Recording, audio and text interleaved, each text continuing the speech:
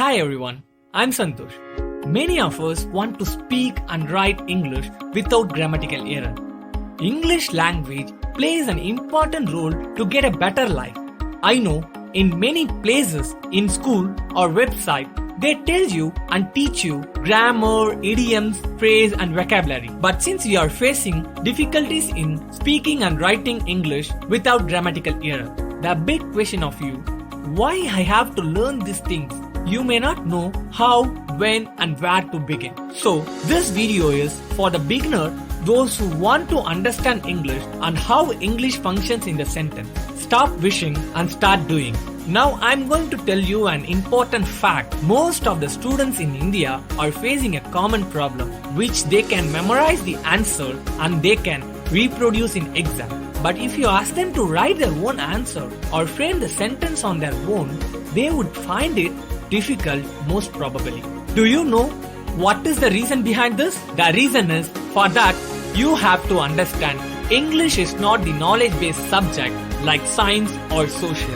English is a skill-based language, so you cannot memorize anything. You have to understand the concept for framing sentence on your own. Without understanding the concept, you cannot master in English.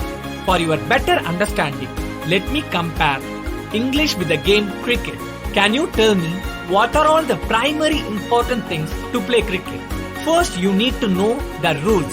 Only if you know the rules, then you will get an idea about the game. For example, how many players will be there, how to hold the bat, bowling, fielding, etc.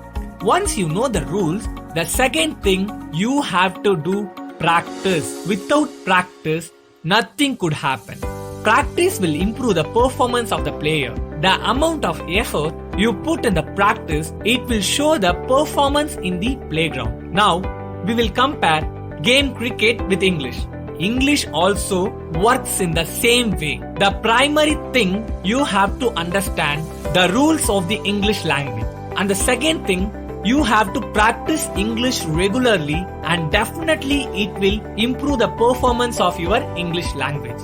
Now, I am going to divide English into three categories: alphabets, words, sentence. For understanding English, you have to know these three important things. Alphabet forms word forms sentence. Let me give you an example to make it clear to you. A-P-P-L-E.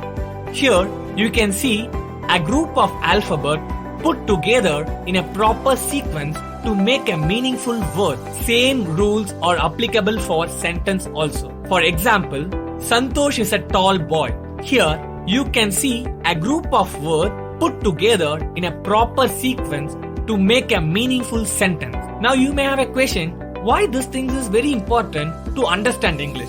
Let me tell you an amazing example to make it clear to you. If you are going to build a house, what is the primary thing that you need to build it? Bricks.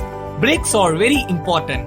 Bricks put together makes walls and then all the walls are arranged in a proper sequence to get a house. Now let's compare bricks with alphabet, walls with words and house with sentence. Without these three things, house cannot be built.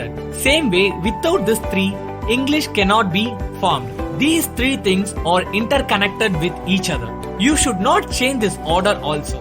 Without finishing the first stage, you cannot go for the second stage. Now, you may have question in your mind that I know alphabet, word and sentence too.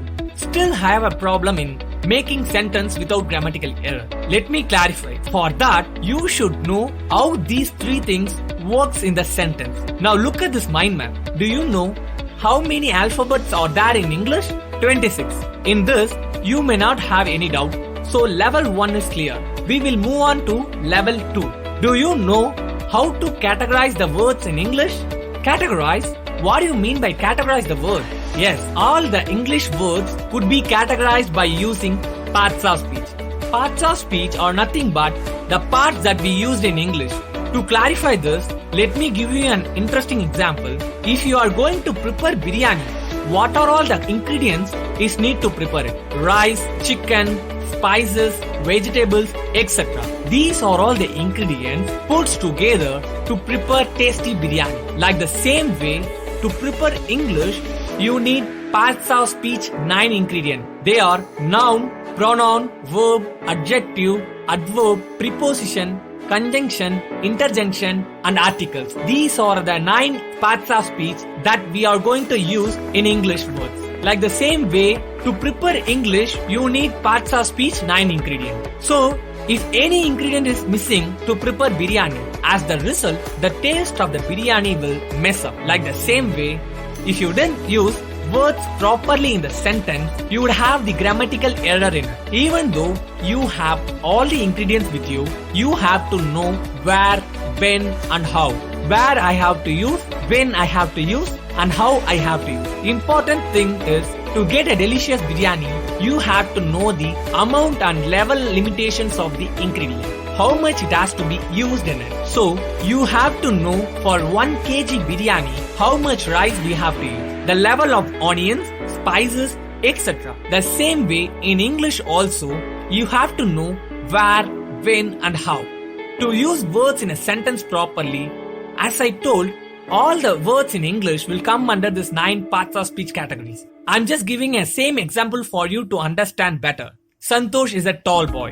Santhosh is a noun, is a verb, a is an article, and tall is the adjective, and boy is the noun. So, like this, all the words in English will come under the 9 categories of parts of speech. By knowing this, you could able to arrange the words in a proper sequence where, when, and how to get a sentence without grammatical error. The last important thing is sentence. Do you know how many types of sentences are there in English? Yes, there are 4 types of sentence. They are declarative, exclamatory, imperative, and interrogative. All the sentence in English will come under these 4 categories. So these are all the basic primary important things that you need to know to understand English.